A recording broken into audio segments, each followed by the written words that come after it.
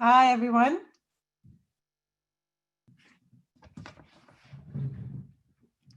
I'm so excited to be able to continue the exploration of what makes a more just built environment with today's Feminist City.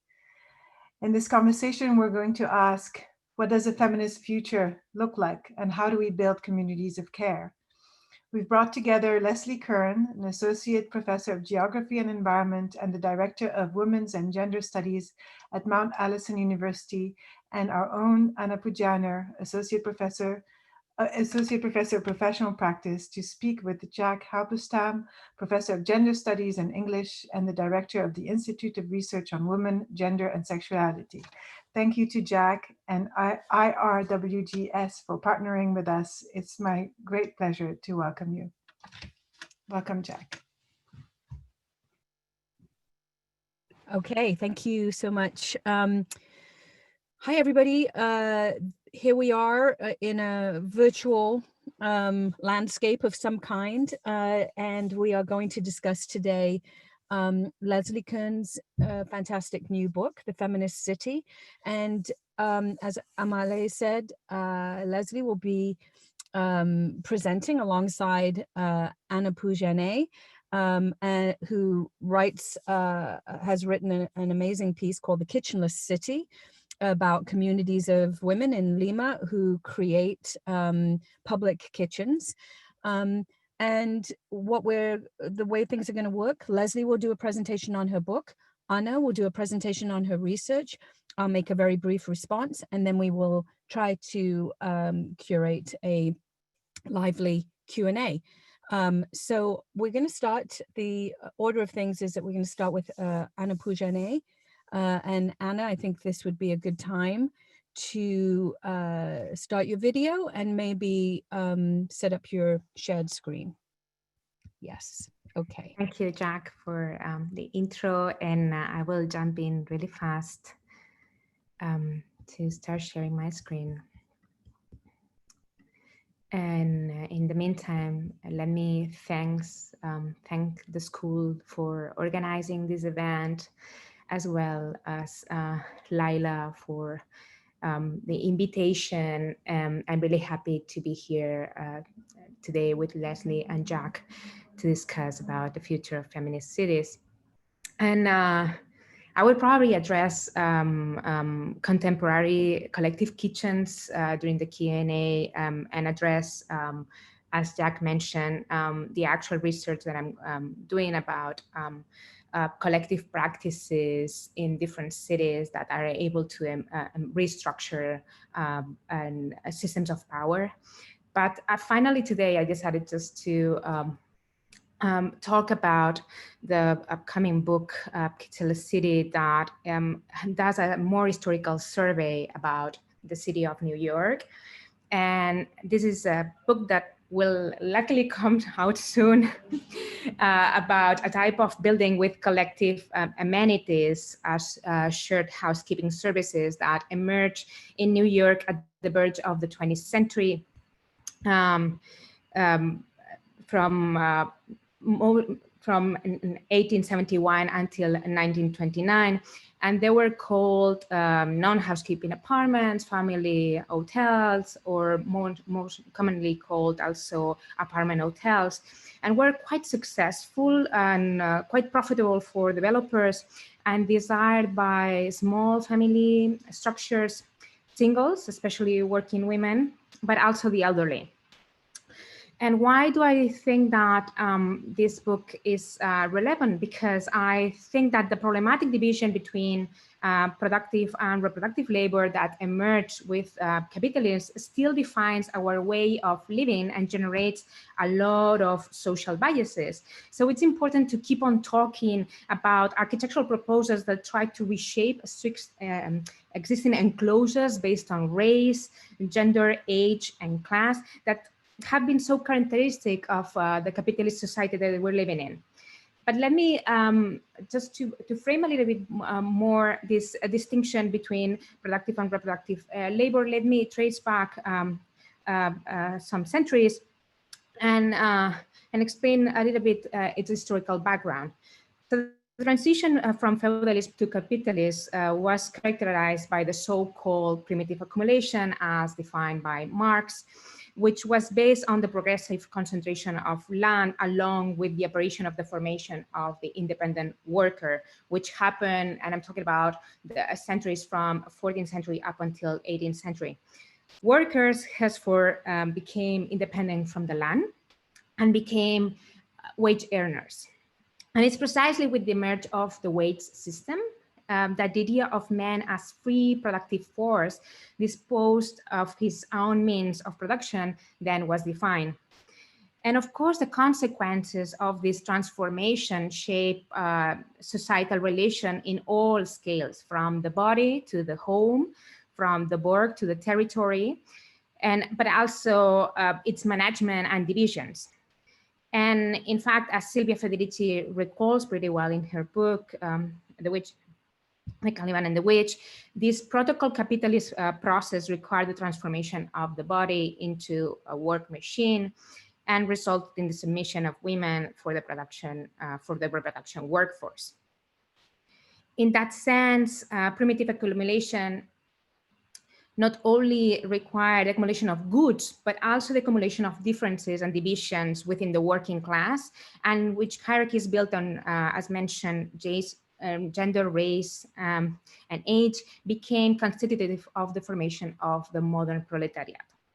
And amidst this gigantic transformation, the idea of home and the city was gradually built in the image and likeness of these structural changes, progressively dividing and separating productive spaces, mostly occupied by men, from residential places, mostly residential places of reproductive work, mostly occupied by women. And architecture played a huge role to define these divisions during the Enlightenment time, but also afterwards, especially during the period of industrialization. What happened with the first industrial revolution is that it meant a transition to new manufacturing processes, both in Europe and the United States. In the late 18th century, the invention of the spinning jenny and the development of motor-driven machineries culminated in the settlement of new factories and the generation of new labor. It was then when women entered into industrial labor and needed consequentially to combine both works, productive and reproductive, at the same time. Answering to this struggle and the growth of these industrial processes, several voices emerged, and they're extremely well known and deeply influential, as Robert Owen or Charles Fourier, among others, that claim the reformulation of labor and capitalist social structures. The book wants to go deeper into this period, which Dolores Hayden called the Grand Domestic Revolution, in which a lot of architectural proposals try to envision a new society in which reproductive labor was redefined. But while Dolores Hayden addressed her attention to the work of material feminists, social utopists, and the free lovers, among others, the book unveils those housing businesses that emerged in New York at that time, which operativity and principles were really similar to some of the material feminist ideas. And to my surprise, when I started researching, I could find hundreds of them just in Manhattan, which allowed me to understand the impact in New York City at the verge of their impact in New York City at the verge of the 20th century. On the image, you have some examples of them. So we could speculate that these capitalist initiatives were kind of engulfing and appropriating some of socialist claims, as it has just happened with the recent sharing economy, which, despite initial principles, have often only further patriarchal, colonial, and extravagant regimes. But I think that assumption could be a bit too oversimplified, and because the situation was a bit much more complex.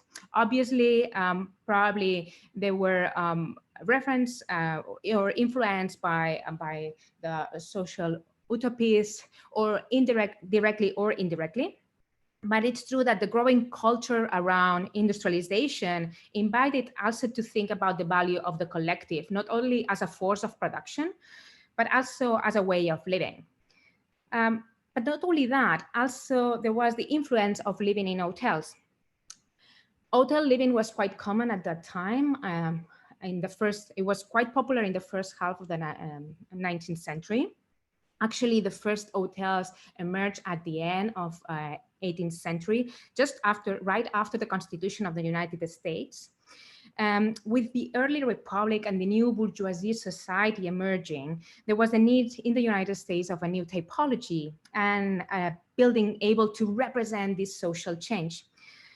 So it was right after the new constitution that Washington had its first hotel in 1793. And it was one of the premier civic spaces to be a real blend of an image of democracy and commerce at the same time. And hotels really fast became places of technological experimentations, being the first ones, for instance, to have running water or flashing toilets. Actually, by the way, the first indoor flashing toilets were not gender segregated, as Susan Stryker mentions in her writings. So the book is divided in 4 chapters. It starts from the very beginning, from the emergence of this typology. And the history of these apartment hotels dates back right after the depression that followed the American Civil War in 1860, 1865, that due to the lack of land and housing stock, actually most American cities needed to build apartments and lower the cost for middle income tenants. Working families with medium salaries as teachers, artists, vendors couldn't neither afford to buy a townhouse, neither to rent it, but also neither afford or accept to build in tenement buildings that were actually the only collective housing available, that lack of facilities, bathrooms, kitchens, and so, but also they were overpopulated and lack of healthiness. So these type of images were usually filled the media. So there was a need of a new type of multi-dwelling housing to improve actually the tenements conditions. And appeared at the time in 1870 different housing typologies, and some of them remembering the hotel living and influenced by the social utopists combined the European apartment type with the American hotel type. So already in 1871, just 1 year after the so-called first collective housing apartment in New York was built. Always the idea of first is a bit tricky because there were many before that. But as I was mentioning, in 1871, it opened an apartment hotel with an apartment building with hotel services, which apartments had kitchens, but there was a shared kitchen at the ground, as many other shared amenities.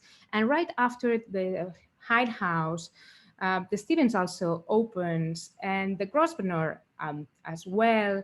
And the Grosvenor was the first one to open the collective kitchen to the public, operating it as a restaurant. So suddenly these domestic institutions became in between the private and the public sphere. And this typology between the apartment hotel and an apartment and hotel was quite successful and desired for a wide range of population. And we know that because of the proof of the diversity of the dwellers, we know that look into the floor plan. So we can find small typologies of a small size apartments like this one with just 2 rooms and a bathroom, to extremely large one as the Astor apartment house, which contain 2 apartments per floor. And as you see in the image, many rooms and many different types of services, but no kitchen at all. We know as well that this phenomenon of auto services in apartment buildings were not just happen. It didn't just happen in New York, and it also happened in many other cities. Just that in New York flourished a lot for many reasons, as we will see.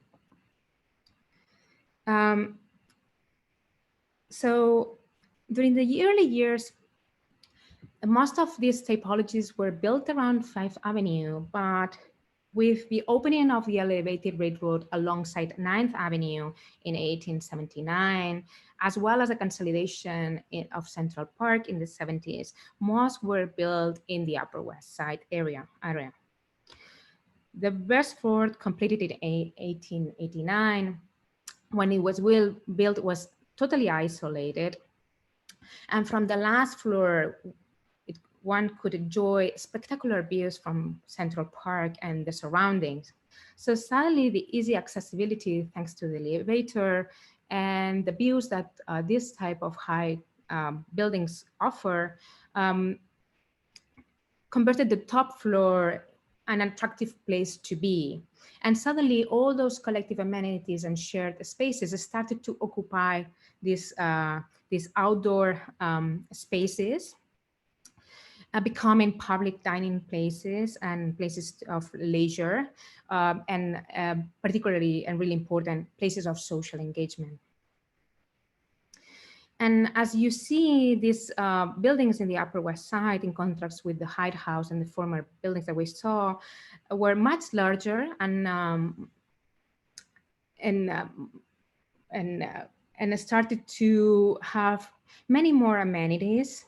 But also what is interesting about them is that they started to offer a lot of flexibility in terms of the compositions of the apartments.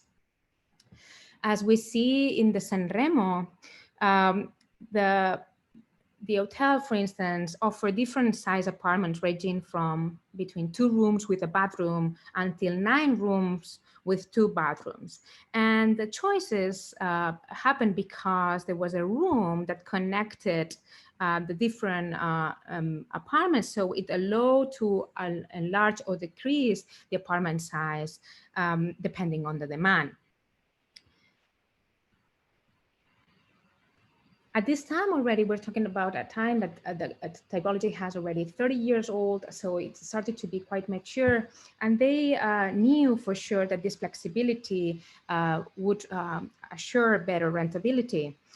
The Ansonia, for instance, that was built at the verge of the 20th century, apart from allowing the apartments to expand and decrease, also offer apartments with kitchens and apartments without kitchen. The diversity of apartment, as you see in this image, was extremely large. And they started, and that's a key also for their later decade, they started to rent single rooms in a temporal manner. So similarly to hotels. So those rooms that allowed to expand and decrease, suddenly they started to be rented per night as well. And the services were extraordinary. I mean, the Ansonia had a dining room of 1,300 people and a gym and a parking and even a farm on the roof that had 500 chickens and dogs, and they were offering fresh milk and eggs to the inhabitants. So they were like, you know, offering this kind of extraordinary amenities to the residents. What is interesting, and this is the key of the success in New York of this typology, is that as you see in the floor in this map that I started mapping where they were, there's actually a boom after 1901, and this peak that started in 1901 and it ended up in 1929 It happened because the enactment of the first housing law, the tenement house law, that it was defined in 1901 in order to regulate the conditions of residential buildings, but particularly the conditions of those tenements that I was showing before, which needed to be improved.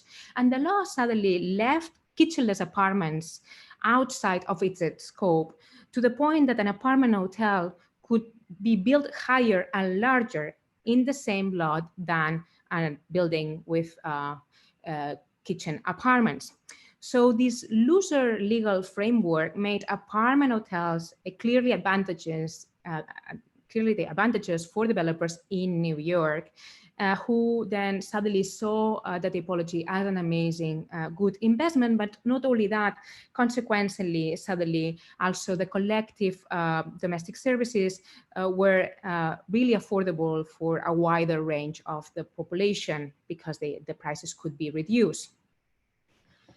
So the book, I'm gonna just go really fast through the last, through the other 3 chapters, just to give you a glimpse of what it shows. The second chapter talks about, describes the several different projects that already Dolores Hayden talked about them, of these social utopias that define cities based on shared reproductive labor, collective reproductive labor. And I trace how these projects happen at the same time those commercial initiatives were also happening. And I established certain relations among them. And I do relate how these utopist socialist projects are linked also with the emergence of certain technologies during the second part of the 19th century. The third chapter probably is my favorite one. I talk about a phenomenon that starts in these kitchenless apartments at the verge of the 20th century, when they start to host little cooking devices. So at the beginning, it was just the installation of small cooking devices for a light cooking once in a while to complement the collective kitchen. But these casual cooking devices that were installed and started to be largely published in magazines and newspaper, they were soon and really fast commodified and sold as furnitures, pieces of furniture that could occupy any cupboard available or any corner, any nook, and to turn that space into a small kitchen, into a compact kitchen. But all these compact kitchens happened way before 1926, the famous 1926 Frankfurt kitchen, and they were deeply influential to the definition of the typology during this first decades of the 20th century. They were, as I mentioned, commercialized as a space-saving device. And we know that the compact kitchen was related always with a collective kitchen, looking to the detail of these commercial compact kitchens that, as you see in the image, the ice compartment always had 2 doors, one connecting to the corridor, the other one connecting to the indoor space, in order to allow this exchange of services. So in other words, the food that was coming from the collective kitchen could be placed directly in the ice compartment that had also a hot compartment above. And I explain how these kitchens through, especially in the second decade of the 20th century, started to be appropriated and engulfed by domestic engineers, and how really fast started to be understood not as space-saving device, but rather as labor-saving devices. And the fourth and last chapter explains what happens with the typology after the First World War, in the Roaring '20s. It's a moment of, again, an explosion of the construction of this type, deeply influenced by the new zoning law of 1916, that due to that fact, the new housing, the apartment hotels started to be combined with other uses in order to fill these huge envelopes defined by the law. So apartment hotels started to be combined with hotels, with museums, with the schools, other uses, and how the famous shared rooftops started to disappear in favor of private terraces, and how obviously living in the air started to be something to sell, and how it started to be also a strategy for class classification, the higher the better. And I introduced how Central Station was so influential for a new generation of apartment hotels that they started to understand the city at large. And thanks to the influence of this project, in 1929 and 25, Tudor City emerged. It was the first part of the city that offer kitchenless apartments and kitchen apartments with shared amenities that operate in a neighborhood level. So all these buildings relate one to each other and share the collective kitchens and the different domestic amenities. It was a real city within a city. The chapter ends up talking about the decay of the typology and why after 1929, the typology started to disappear. First, because a series of legal procedures that the hotel lobby started in 1926, and they were called under the title bootleg hotels. Basically, the hotel lobby started to be a little bit jealous or thought that these apartment types were actually doing an unfair competition to their business, and they put a lot of pressure to change the housing law. So in 1929, as a consequence, the housing law was changed, and suddenly this typology lost all its privilege. This is not the only reason why of the decay, but there were many others, as obviously the crack of the economic crack that happened in 1929, but also the emerge of domestic engineer and the success of understanding that productive labor could be combined easily with reproductive labor. And I'm gonna leave it here to continue doing the Q&A. Thank you. Thank you so much, Anna. There's so much to discuss there. Very, very excited to hear about this research. Okay, Leslie, we're going to turn over to you to hear about the Feminist City, and then we'll see if we can bring these two projects together. Thank you so much. Thank you to the different programs and departments at Columbia for inviting me. And I'm really grateful to both Jack and Anna for being joining me on this panel and setting us up for what will hopefully be a great conversation.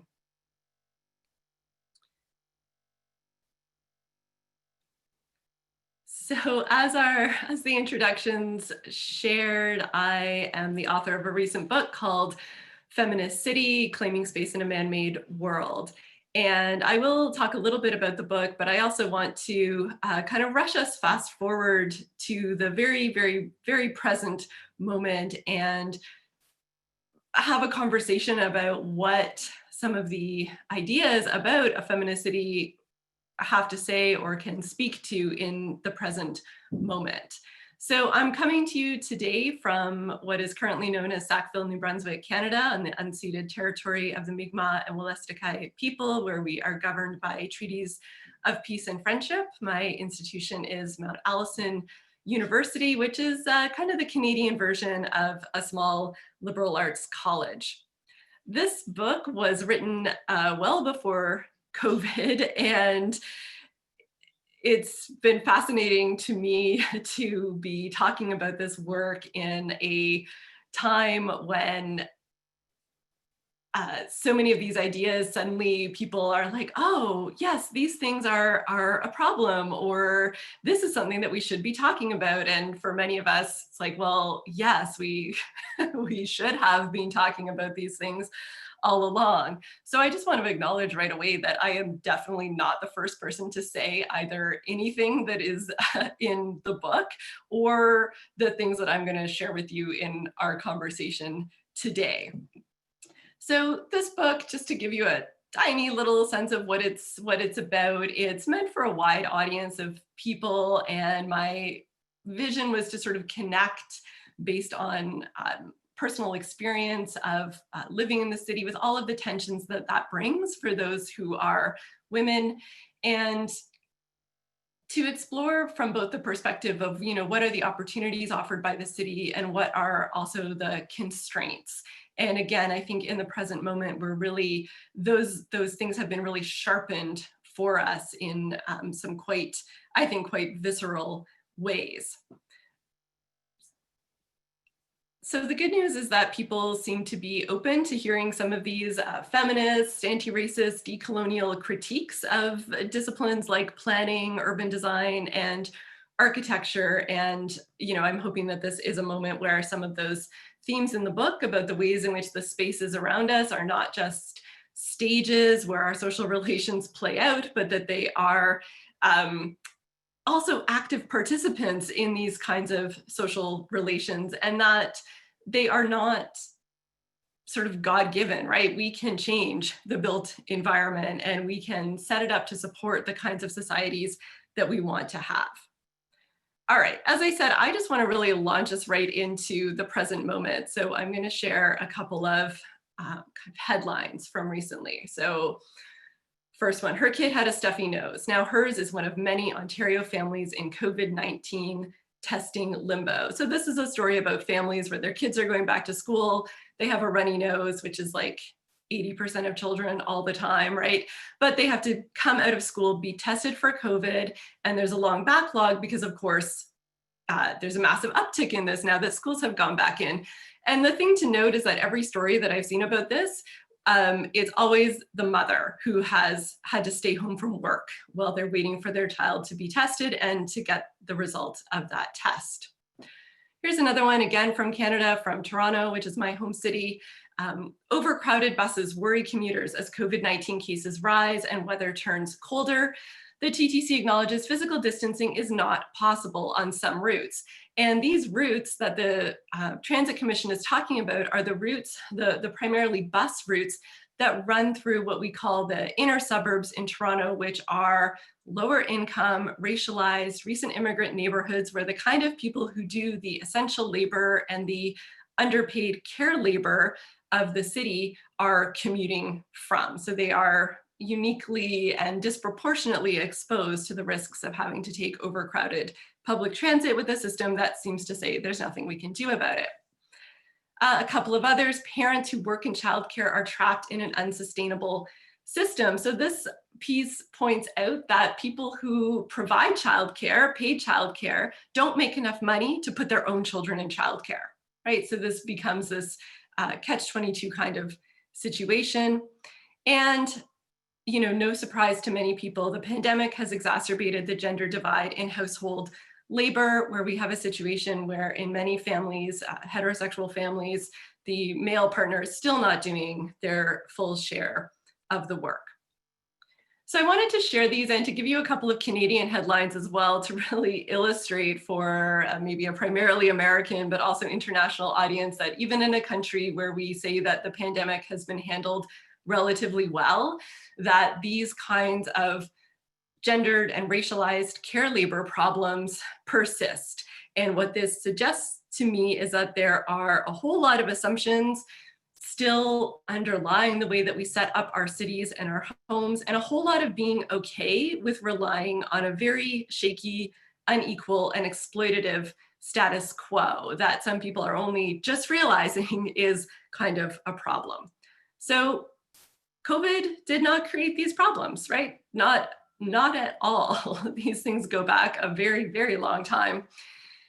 But the question we can ask is, where do we find communities of care, and what are our cities doing or not doing that could be making a difference here? So I argue both in the book and in all of my kind of ranting about these topics over the last few months that cities have been long been content pretty much to assume that the provisioning of care will happen in the home and will be largely unpaid.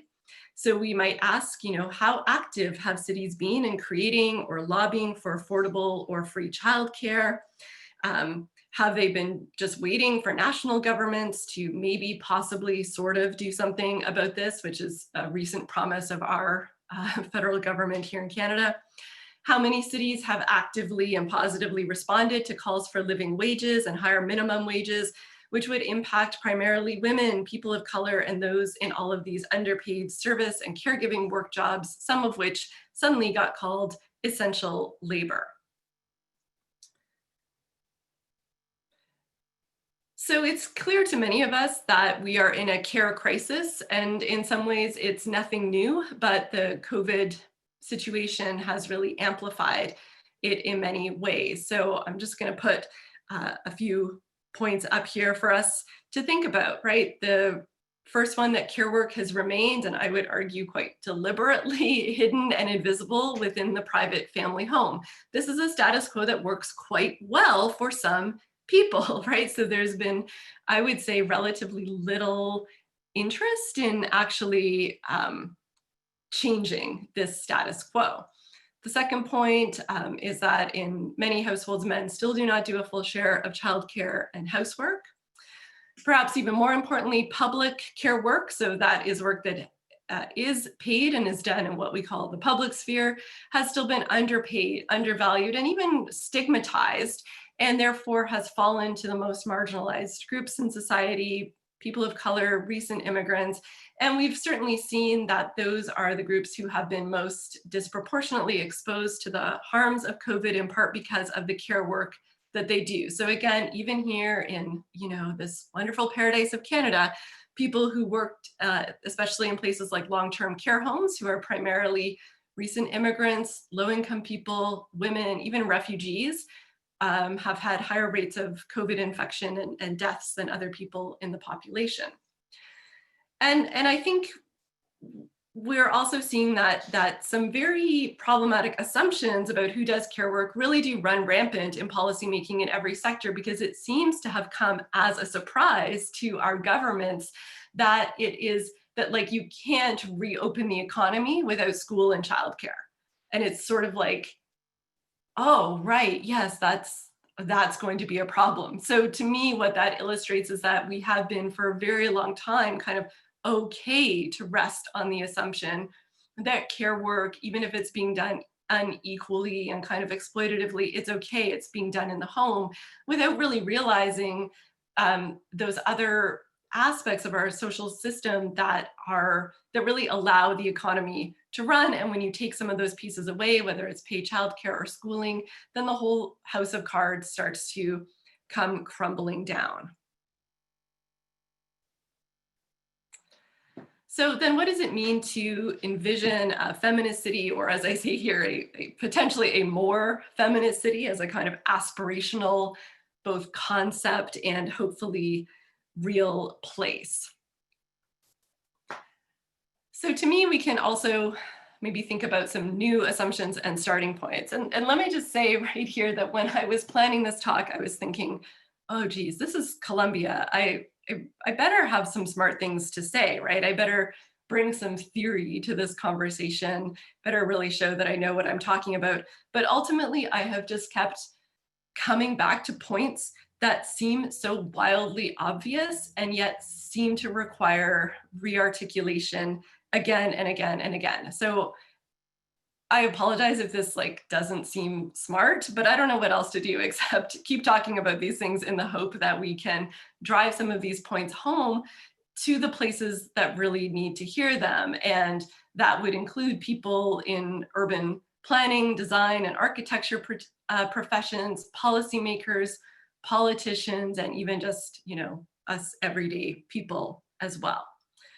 Okay, so the first one that I put up here is the idea that what we think of as the minority is perhaps the majority, or the idea that the niche is the whole. So I think sometimes there's an assumption that if we plan like a city for women, or if we plan around the elderly or disabled people or queer families or recent immigrants, that we're planning for a minority and that we're focusing on a niche. But what I want to suggest is that when you take all of those so-called minorities together, that they are actually the majority, and that this thing that we have been thinking of as the majority, like a white middle-class family, cis, able-bodied, heterosexual, like that might actually be the minority at this point.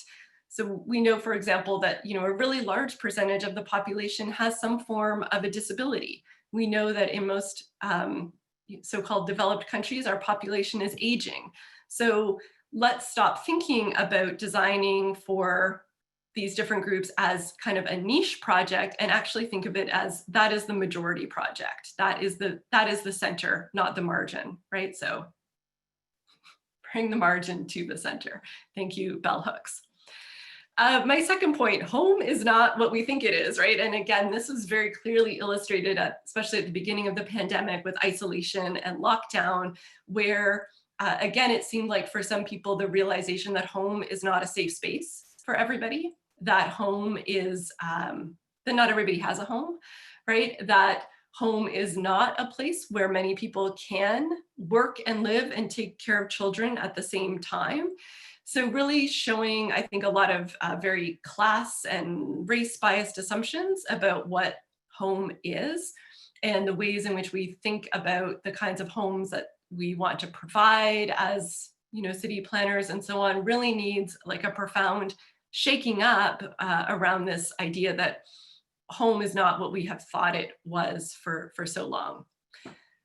Third point, yeah, people have bodies, right? Again, something that seems to have been forgotten maybe in a lot of planning, but that is coming to the fore in this moment. And just from stories like, people going to public parks and having nowhere to go to the bathroom. So we're being told, socialize outside, go to public space, do this sort of thing, and yet there's no toilets. And suddenly people are saying, oh yeah, why don't we have any public toilets? Again, people have been talking about this for a long time, but nobody has paid attention. So when we're thinking about new ways of using public space, of kind of turning some of the outside inside and vice versa, we have to keep in mind the very real, messy, embodied reality of a city for people, and not just people who are workers who are just moving in linear ways from one place to the next, but that people who have needs for sitting and rest and shelter and shade and food and toilets and care. And again, maybe instead of those being extras that we add on to the places that we design, the buildings that we make, maybe that is the center and not something that we add on at the end. My final point here, I'll just say it, we can argue about this, I guess, maybe some people would argue about this, but I think care work is the economy, or at least that there is no separation really between care work and what we have come to call the economy, which has all sorts of assumptions behind it, just that language that what counts as the economy is this so-called public world of work. It's our restaurants and bars apparently is the economy. When we know that when we pull that or we shake up that piece of around care work, when we pull that out, when we don't support it properly, both in terms of a redistribution of that labor and in terms of paying people to do that labor well and so on, then we kind of, things really can collapse at that point.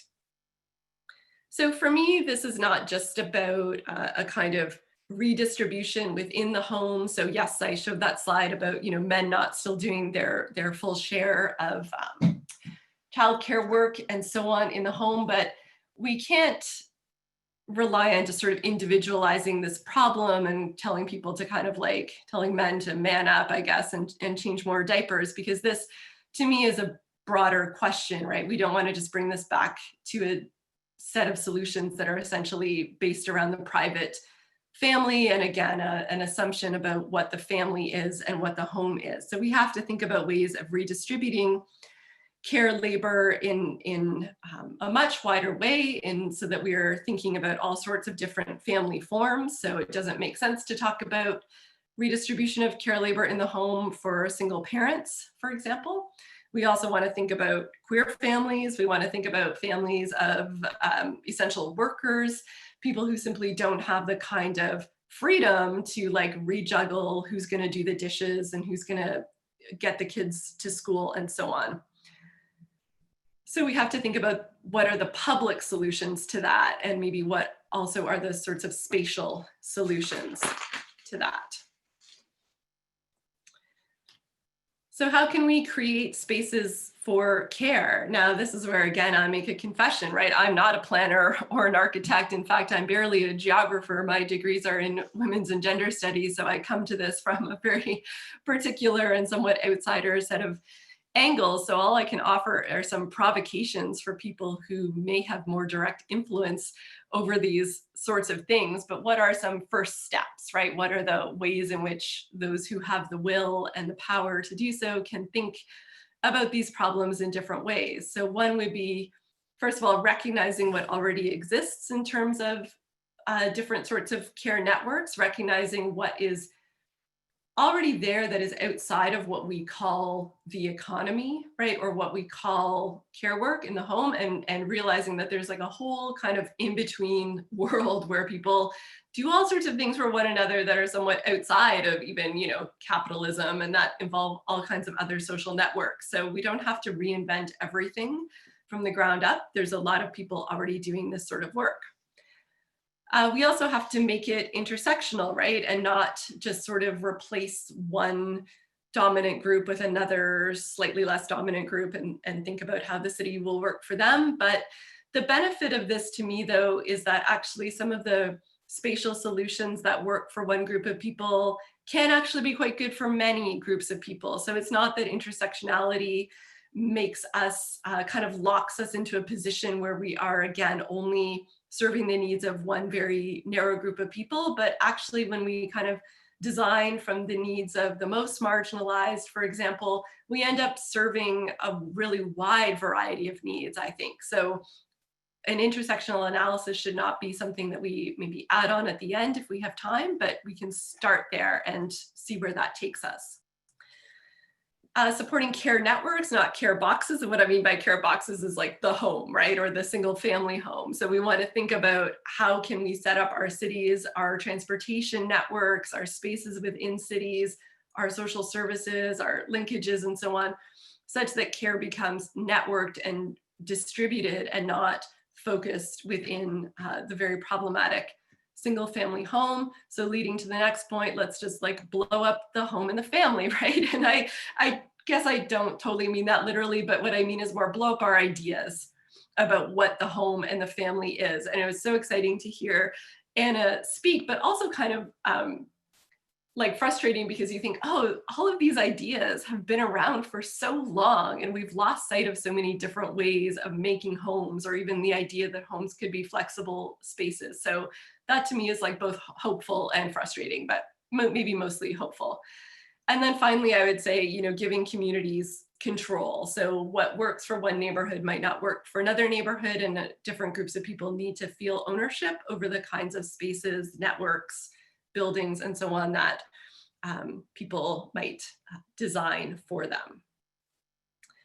So as I said, is there anything new here? In many ways, I don't think so. And yet the COVID crisis seems to have led many people to simply be discovering things for the first time, like that domestic violence is a problem, that unpaid care work is not a sustainable way of setting up our economy, that there is still a gender division of labor, and that there is underpaid service work being done by racialized and otherwise marginalized people in our society. And to me, this is, why we cannot aim to go back to normal, because normal was really kind of messed up, quite frankly. So going back to normal is not really an option.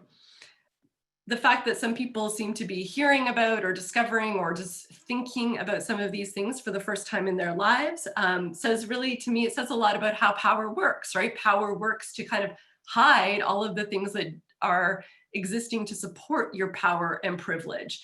And when some of those curtains get peeled back and you can suddenly see all of the things that have been set up to make your life easier at the expense of others, hopefully we don't just pull the curtains back over that. So many people might be, quote unquote, discovering these things for the first time, but my hope is that we can make sure that they don't forget them and have to rediscover them again in the future. So those are my remarks. Thank you. I'll make my publicists happy by putting a link to the book in the chat. Thank you. All right, beautiful. Thank you, Leslie. Thank you, Anna. I'm in a weird internet spot, so if I freeze or disappear or something, just be patient. I will come back. So it's a real pleasure to listen to these presentations and to have a chance to respond to some of the ideas presented here. My relationship to architecture has come in the form of a kind of deep engagement with the ideas of Gordon Matta Clark and the Ann Architecture Group of the 1970s, and taking some of those concepts from that vocabulary of unbuilding and dismantling and trying to apply it to contemporary queer theory and different notions of a gendered body, that instead of trying to build a body, we might be interested now in unbuilding. And I think if we apply that to the concept of the gendered city, this idea that we shouldn't just be building a gendered city, but we should also be unbuilding the patriarchal systems and foundations and subsystems that invisibly support a city through which white men move easily, conduct commerce uninterrupted, and enable the flow of global capital. That's part of the project that I would like to sort of introduce into the conversation here. And actually, the Ann Architecture Group, some of their projects connected nicely with what Anna's talking about, in the sense that one of their projects was called Food and was about creating collective spaces for both conviviality that was organized around sharing food, but also the distribution of food. And so with Anna's project, I guess I wanted to hear a little bit more about the gendered arc of this narrative, in which we move from sort of collective imaginaries of shared living spaces, in which the space that is your own is just a space into which you might retire, but that many of the functions that we now think about as private were in fact shared collective spaces that encourage people to think about labor as shared, to think about what was possible if many people within a certain area work together on something. All of those ideas are available in these apartment hotels that you describe. So my question about that is, how often was there a kind of feminist intention or a Marxist intention or even an anarchist intention behind these collective projects? And how do those ideas then get taken up in the communities that you're researching in Lima, Peru, where there are these community kitchens that women are, building and developing in order to not just share food, but to share labor, to break labor out of its, dependence upon the intense activities of a group of women, right? So that's one question that I would love to hear you answer. And then Leslie, I guess that my first question is very obvious, which is, who is the woman of the feminist city? The category of woman is so contested today that it doesn't seem like there would be an obvious subject there of the feminist city. And I know in no way are you simply referring to woman as the subject of the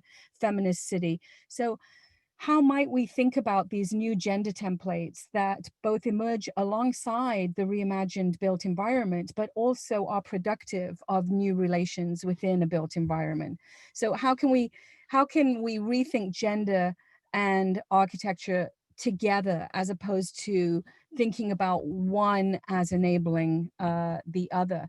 In relationship to that, I was thinking a lot about Samuel Delaney's book, Times Square Red, Times Square Blue. I think probably you know this book, which, was written over a decade ago and was about the way in which the gentrification of Times Square in the 1990s completely eradicated subterranean sex cultures of the kind that Delaney himself participated in.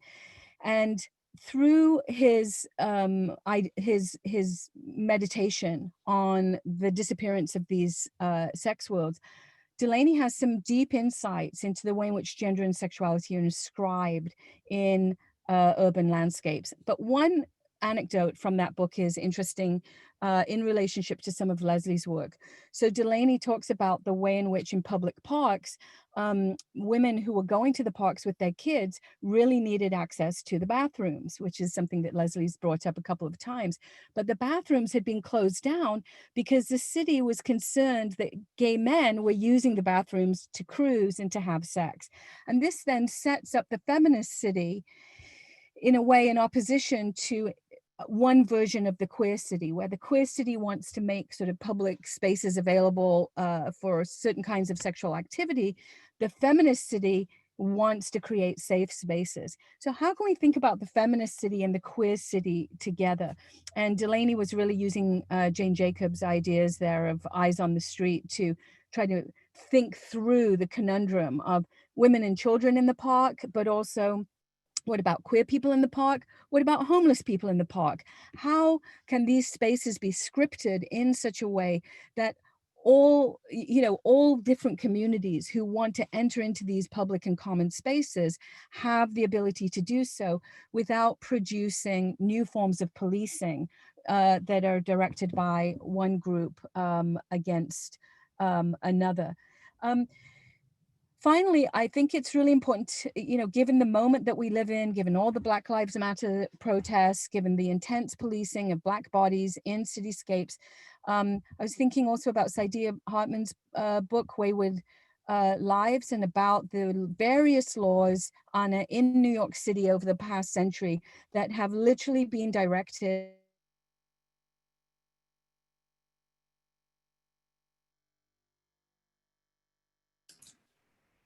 I think we lost Jack for a minute. Leslie, do you want to answer your question in the meantime?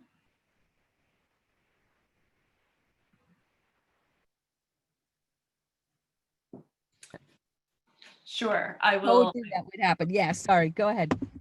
No, Jack, we just, we haven't continued yet. So okay. So my final thing how does race work within this paradigm? And then finally, one of my pet peeves has been the enormous amount of energy, time, and resources put into creating dog runs in cities, like the preference, the kind of privileging of projects around pets and animals over. And I'm not saying over human projects. I'm just saying, why are we so full of ideas about how dogs can relieve themselves, how dogs can get enough exercise? And yet we seem to draw a blank when it comes to how can we make the city a more collective space? How can we share space in ways that push to one side completely the mechanisms of policing? How can we think the history of the city in ways that unburden us of these deep histories of racial division, class division, and gendered danger? Okay, so those are big questions, but nestled within them are some specific questions each for Leslie and Anna. And I'm happy to, we can go back and forth as a conversation, but why don't we go first Anna and then Leslie, and then we'll see what we have. A lot to answer. I'll try to answer most of it. I will start with race because it's the last question that you throw me, and actually I was doubting to address it during my talk, and I decided to leave it for the Q&A because I was sure that I was going to be asked, and I'm really thankful that you did. Obviously, New York at the time was deeply racialized, deeply. So most of these apartment houses were inhabited mostly by white citizens, but not all of them. And one of the cases that was the most well known was the Teresa Hotel in Harlem that African Americans could not live there until 1940. It was actually at the moment of the decay of this typology when the hotel entered into a deep crisis and was sold to an African American, and that changed the policy. So yes, they were deeply racialized, and as many other things of the time in New York. And I think that those we have to. I mean, at the same time, my interest is to unveil that reality because it has been neglected by the fact that apparently lack of any ideology, which that's not true. But then obviously it was left as outside of the scope in those texts that were published in the 80s about this material feminist. But that doesn't mean that those typologies were actually deeply linked with what was going on and what that was discussed. Charlotte Perkins-Gilman, as Dolores Hayden mentioned, she was claiming for apartment hotels and always complaining that developers were not promoting that, but that was not actually true. It was not true in all the cities. So I think that that's interesting to just be aware of, but that doesn't deny it. Obviously, they were really defining how reproductive labor was done. And probably they were deconstructing the division of gender in that relation, but that doesn't mean necessarily the division in relations with class, for instance. So they were generating other divisions. And I think that that's really important to be aware of. In terms of actual practices and gender, I have researched about a collective kitchen in Peru that, thanks to collective cooking, actually women achieve a political voice, and domestic labor suddenly became something collective. And what I'm happy is that that practice influenced a lot of other practice in the last decades, and they're really new ones. Most of them have emerged after 2008 crisis. And what I'm really happy to see is that the new practices not necessarily are related with any specific gender. So domestic labor is not categorized as something that has to be performed by a specific gender, but rather it's not even discussed, which I think that it's super interesting.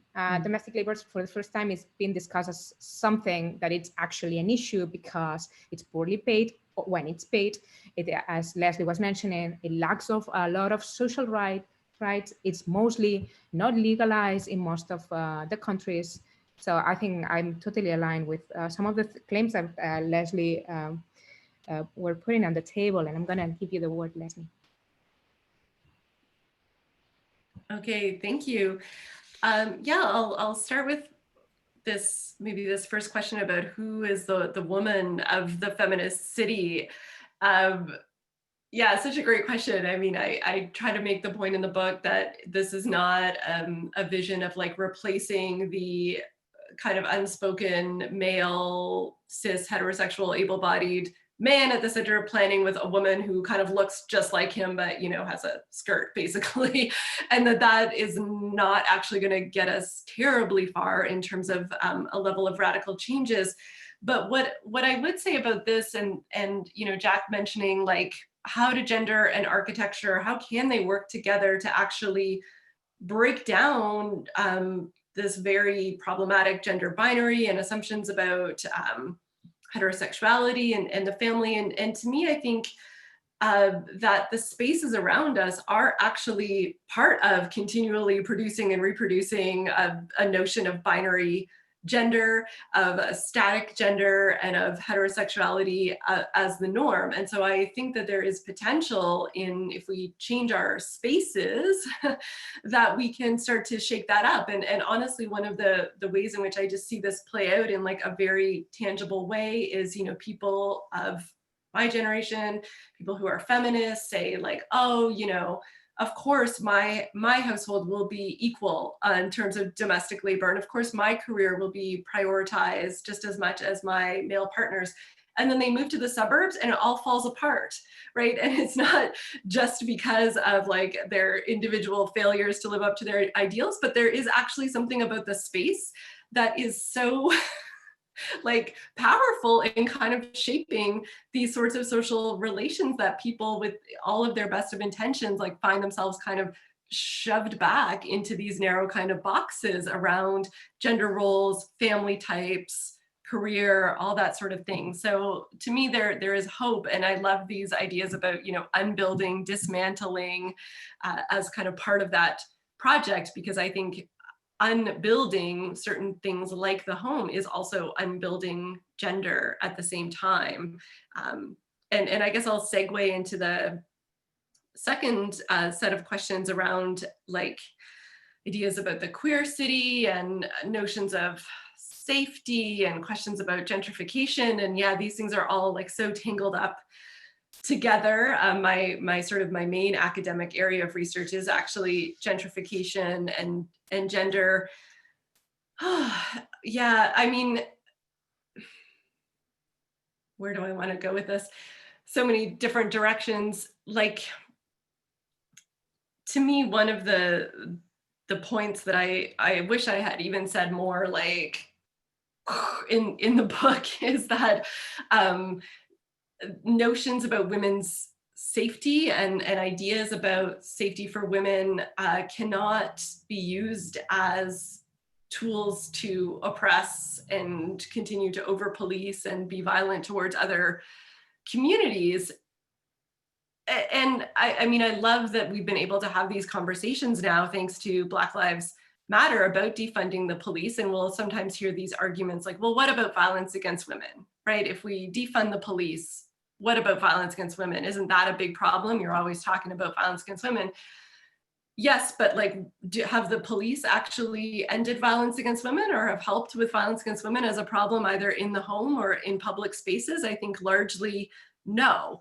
So all of the things that we could be funding, whether it's childcare, affordable housing, social services, education, training, healthcare, those would go a lot further towards ending violence against women than anything that we could task police forces with doing. So I kind of continually want to like be pushing that point as I talk about the feminist city, so that we don't end up in this kind of slippery, like, but what about safety? What about violence?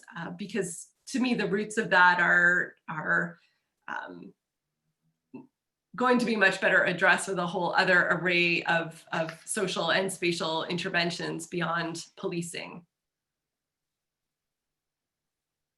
Great. Okay. I'll just ask one other question that will maybe bring these two projects together, and then we'll go look in the chat and in the questions and answers and take some questions from the audience. But both of you sort of suggested that COVID is both a kind of intensifier of the inequalities that already exist within social, political, and environmental frameworks, but that also there are certain opportunities that are available in this moment of crisis, precisely because so many of the contradictions with which we usually seamlessly live have been exposed, right? So I wanted to ask about some of the opportunities that may or may not be available in this moment of crisis, for thinking about what you both seem to be gesturing towards, which is a kind of utopian city built to a queer and feminist frame. And what about these collective, and COVID is such a tricky framework precisely because the paradox of COVID is that all contradictions are laid bare, but collectivity is limited by the mandate for social distancing. So, take New York City, your area of research, Anna, where, we see that potentially within a year, the entire restaurant industry is going to be decimated, predictions suggest, to the point where we will have to reimagine completely eating out.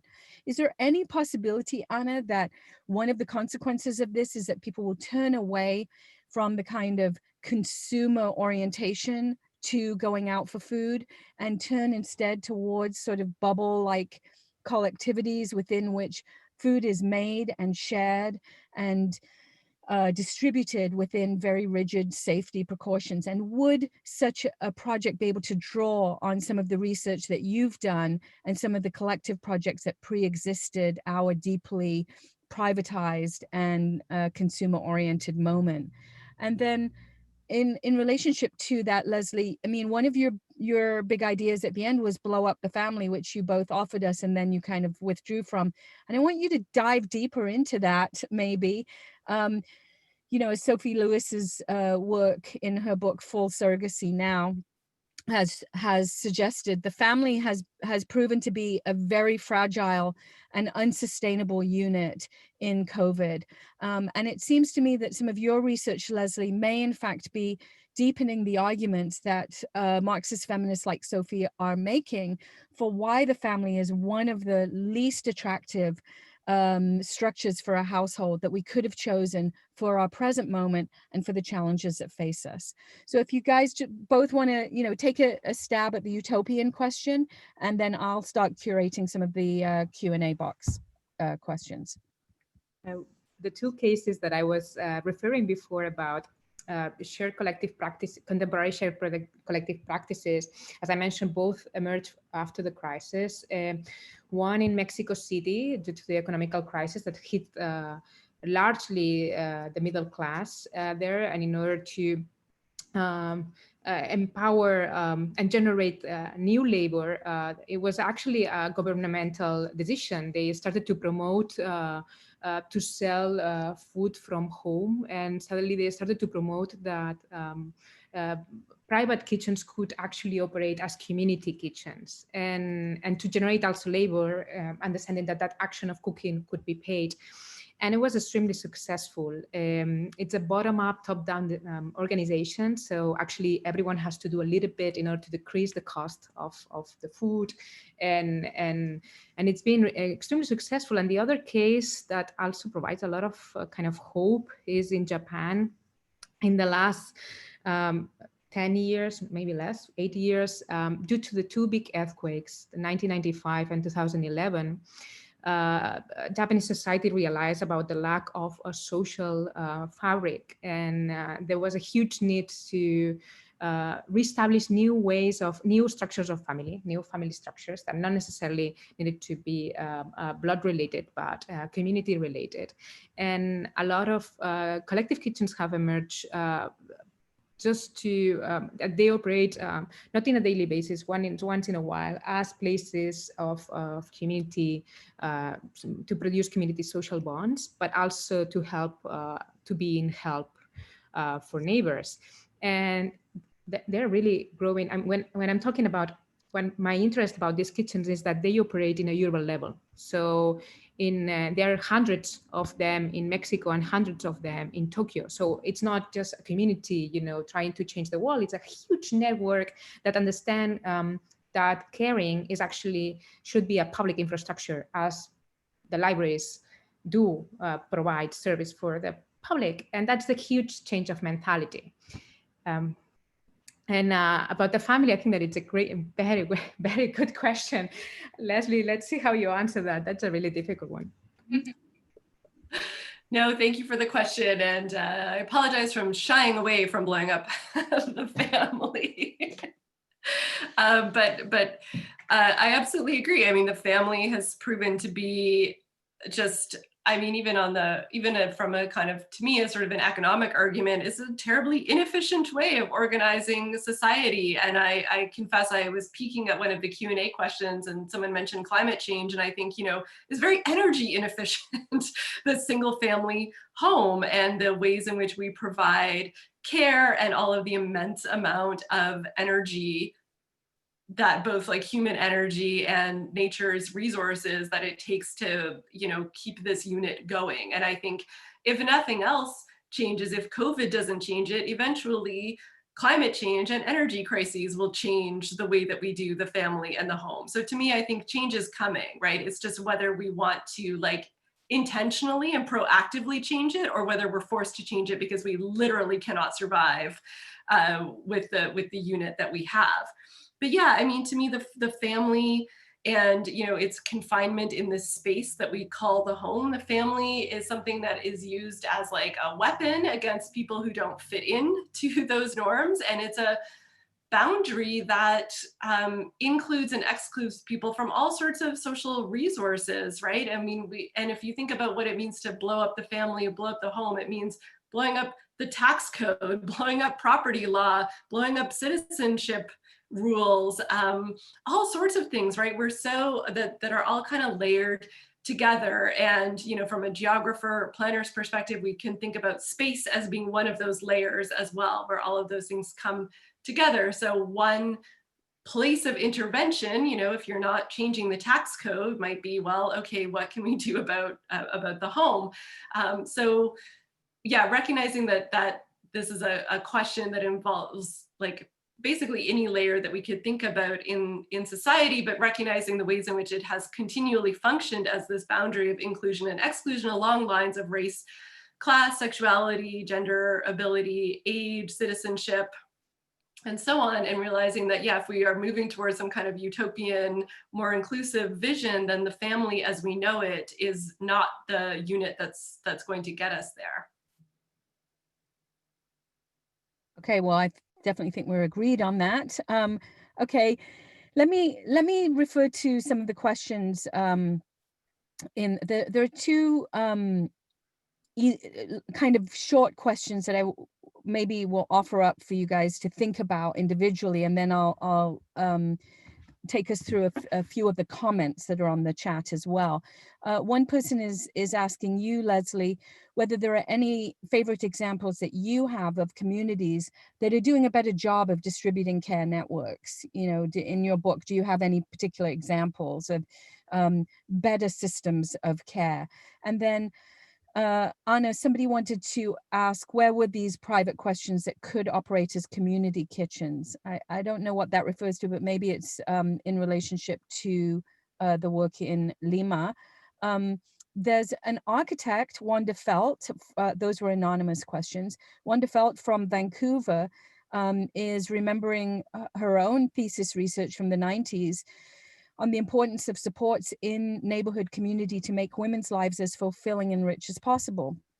And she says that she looked a lot at individual projects like housing for homeless, housing for youth, shelters for women, housing and support for people dealing with mental and physical illness. And I think they're nested within that comment are some questions about, for example, homelessness and how homelessness might fit into either the work on kitchens on the one hand and feeding people who are outside of housed reality altogether, and homelessness in relationship to a feminist city. And, you know, just a question there about whether these collective projects that we're conjuring, how they might either eliminate the problem of homelessness altogether by getting rid of the focus on private property, for example, or whether there's a kind of solution embedded within them. And I like to say that homelessness is not the problem. The problem is homefulness, that some people have too many homes or too much investment in the home, which then makes the social structure completely weighted towards property and is inevitably going to reduce in massive scale dispossession. So what about homeless people within these projects? Why don't we start there? So care communities, homelessness, the private kitchen to the community kitchen in relationship to youth shelters, homelessness, and other social justice projects. I'm gonna jump in, Leslie. I think, well, about the private kitchen, it's really easy. It's the Mexico one that basically there's a law in Mexico City that you can, well, you need to apply for it, but you can operate a collective kitchen in your private kitchen if you have a space a bit large, which is quite easy in Mexico homes. That's a fast answer. I think that the conversation about home and home ownership is extremely interesting, because it's true that, socially speaking, we have a bond with the idea of home. And in history, we have, we know that we have had really perverse systems, to the point of, the Romans, that if you lack of a home, and obviously just homeowners could be male, but if you lack of a home, you were not even able to have a voice, a political voice in the polis. So you were not able to even consider a citizen. And that happened far away, right? A long time ago, but something of that still exists. So the idea of being homeless is deeply badly perceived. And one of the things that I was fascinated by this typology of the 19th century with shared amenities was the fact that actually rooms could be, be used depending on the time. So suddenly the limits of your home, what so you could call home, were not that clear and that sharp.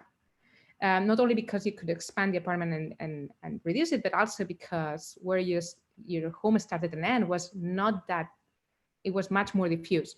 And I think that little steps, architecturally speaking, towards that direction would help to start understanding our home, not as a fixed entity, but something that is much more open and diffuse, and which limits are blurred. And probably in the future, we would understand that actually our home is the city at large, which is much more related with the way actually we do inhabit the city nowadays, the city, and we get rid of certain cliches that put a lot of mental boundaries on us. So I'm realizing many months too late that I should always come to these events with a list of positive examples, because there's literally a question that I get every time, and I'm always like, oh, not that it's a bad question, but that I'm not like better prepared with like all of these like great examples to pull out of my pockets. And I may have also given the impression that the book is more about like care work than it actually is. It's just that this has been the conversation that has really taken over the moment, given the time that the book came out in the US and the UK. But I guess I would answer that by saying that there are, like, I think you can look anywhere in any city and you can find examples of people who are doing things differently. We can find co-housing projects that exist. We can find immigrant and refugee reception centers that have communal kitchens where people come together for everything from education and language classes to meals to craft making to childcare, all those sorts of things. So I think that there are these pockets that we can see different things being done. And I think there's examples of like the kind of legal challenges to ideas about the family that are going on. In a Canadian example is, two women who were friends, and one was a single mother, and her child had some pretty severe disabilities, and the two women were able to both like adopt the child essentially, even though they were not in a conjugal relationship, they were just friends. And that was actually kind of a precedent setting law. There's another case right now about, just a couple, one of whom is a gay man who had sex with his best friend who was a woman, and they had a baby. And the question is like, are they a family, right? Even though they're not going to continue in a conjugal relationship. And the law said, well, actually they could be considered in that way. So I think we're seeing these moments where people, because most people's lives don't conform so neatly to this kind of long-term heterosexual marriage, family, children, that we're starting to see ways in which both the law and perhaps our cities and spaces are going to try to take some of that into account.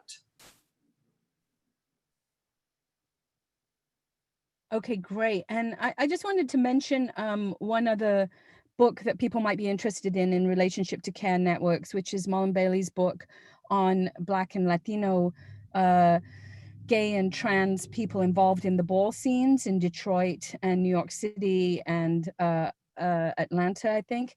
And he has a chapter in that book, which is called Butch Queen Up in Pumps. And the chapter is about the HIV/AIDS crisis and the way in which these households in the drag ball scene were absolutely stepped up and took responsibility for each other's care in ways that were not at all supported by the state or by the medical system, but offered intense forms of kinship and caregiving, mostly in the context of kind of hospice-like situations.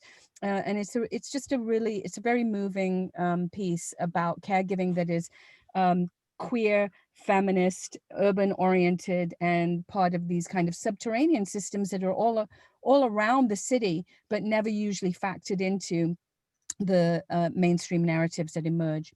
Okay, well, final question, the one that maybe you mentioned, Leslie, earlier, and maybe you'd like to start with this, is the question of climate activism, which comes from Valerio Franzone on the Q&A. And she asks, how can we match a gender diverse approach or politics with climate activism? How does climate activism play into the projects that each one of you are committed to?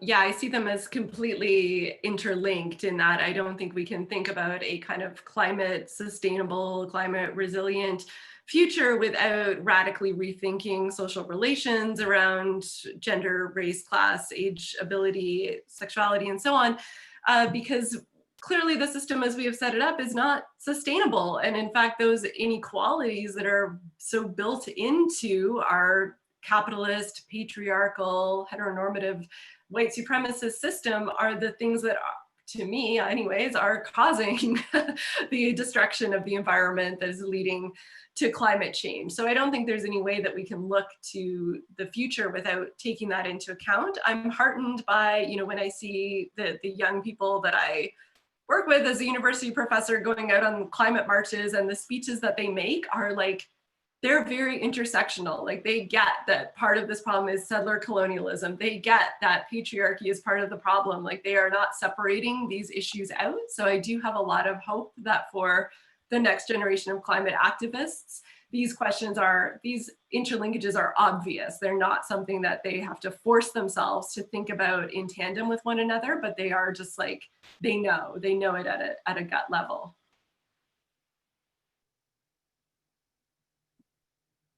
Anna, do you want to answer that? I think that's a perfect answer. Yeah, perfect. All right, well, it's just about, for the person who didn't catch it, the book that I referred to is Marlon Bailey, Butch Queen Up in Pumps. There was a question about that in the box. I just wanted to thank our panelists and remind you to go out and buy Leslie Kern's wonderful book, The Feminist City. And Anna, we're eagerly awaiting The Kitchenless City. Is it out already? No, It's but very it will be really soon. Very soon. The research sounds incredible. So we're really looking forward to that. And of course, we want to thank GSAP, Lila, everybody who, Amale, who has helped to put this event together. It's been fantastic. And I think we can all go out and put these ideas into practice and start building that collective city. So thank you both. Thank you so much. Thank you. Really appreciate it. Thank you. Thanks very much.